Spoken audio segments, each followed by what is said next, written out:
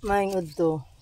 Nalang ko ipakita sa inyo ha kay tungod panahon sa pagnilay-nilay Biyernes Santo ron. Ako isa jugo ka kuan instrumento ni Jesus Nazareno pero saksak sinagol na lang nako ni usahay kay ang mga Bisaya ug ang Tagalog pero mas makasabot man jud ang mga Bisaya sa Tagalog kay ang Tagalog lisod kay makasabot sa Bisaya. So kini ang akong ito yung nalalaman ko guys.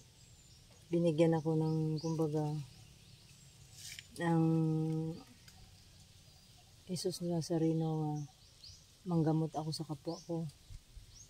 Hindi ko naman alam kung paano talaga ano yun. Pero mayroon ding nag-guide sa akin na isa ka prediction. Ginaid niya sa akin lahat ng mga gamit niya ibinigay sa akin. So doon ko natutunan tapos nanaginip ako, ginising niya ako, papuntahin ako ng pista ng Quiapo. So pumunta ako ng pista ng Quiapo. Yun. Doon ko nalaman na binigyan ako ng ano ni Jesus Nazareno. So guys, ito na lang kung sino yung naniniwala pero iksip po sa paumanhin po sa lahat ng mga relihiyon. Hindi ko po kayo kinakalaban. Ang akin lang po, papakita po ko ngayon kasi Biyernes Santo po. Kasi Katoliko po ako eh. Pasensya na po kayo.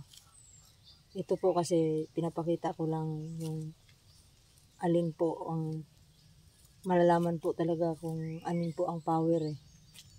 Ito po, papakita ko sa inyo yung pera. Pagpapatapat po yung pera sa kwintas ko.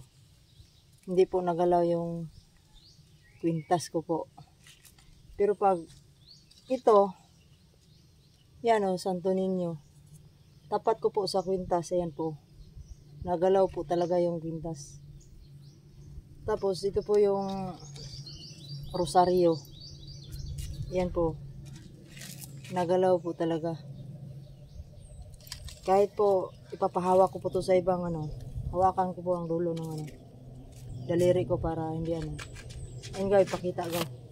Itapat mo gaw yung yung dito sa akin. Hindi, tapat mo to dito. Hawakan mo ito.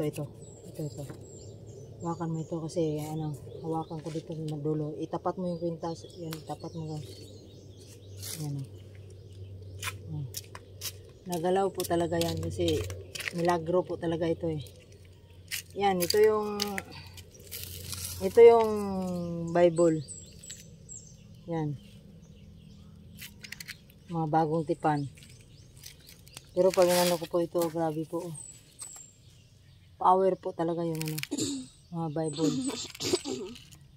Tapos, hawakan mo to gaw para makita nila na ayan o, sige, palapit mo sa video gaw. Ayan o. Hindi ko po talaga to. Pinigilan ko po talaga yung kamay ko. Ayan. Tapos ito po. Ito naman po. Napakita ko lang po talaga kasi Biyernes Santo po kasi ngayon. Ayan po kung mabasa po ito nyo. Baliktad yan pagdating sa video eh. Yan. Panginoon. Yan. Gaw, tapat mo gaw. Ito. Yan mo sa akin po. Ayan po. Sa Panginoon po, nagalaw po talaga siya. Pero pag ito po, Satanas. Ayan, tapat mo lang. Ayan. Hindi po yan nagalaw.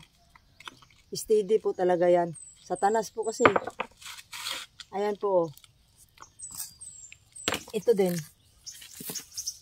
Yung Jesus. Ayan. Yung Jesus guys. Tapat mo sa akin. Ayan. Agalaw po talaga yan. Ito po yung yung devil po. Hindi po to nagalaw. Kasi devil po ito eh. Ayan. Hindi yan nagalaw. Devil. Devil yan. Hindi yan nagalaw.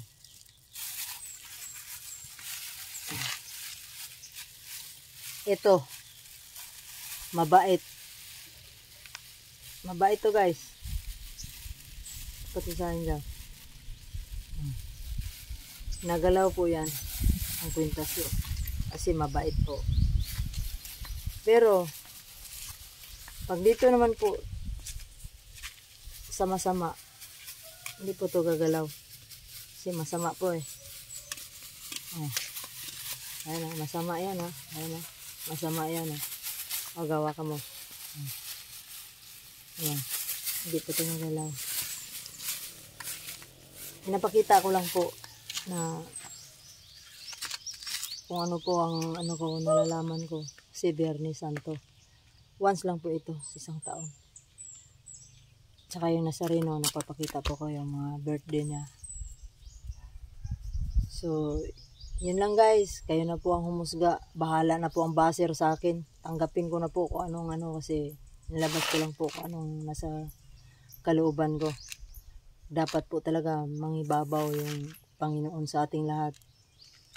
Babay muna guys. Hanggang sa muli.